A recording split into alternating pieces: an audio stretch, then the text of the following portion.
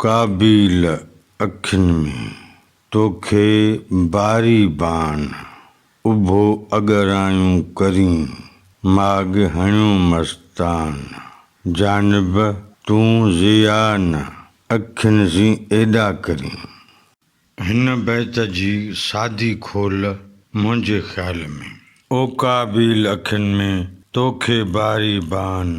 काबिल हज़रत आदम जो रहज़न पुटु हो, जंहिं हज़रत आदम जे पुट हज़रत हाबिल अलैहिस्सलाम खे क़त्ल कयो हो।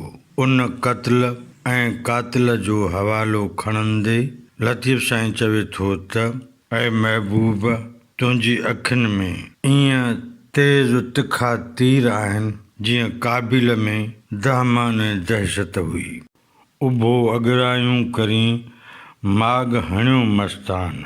लतीफ़ साईं चवे थो त तूं उन्हनि काबिली अंदाज़ जहिड़नि तीरनि सां मस्त आशिक़नि खे ज़ोर सां धक हणी उते जो उते थॾे ते किरायो छॾीं। जानिब तूं ज़ियान अखियुनि जी एॾा करीं। लतीफ़ साईं चवे थो त मुंहिंजा जानिब तूं पंहिंजनि अखियुनि सां ज़ियान ऐं नुक़सान ॾाढा थो करीं।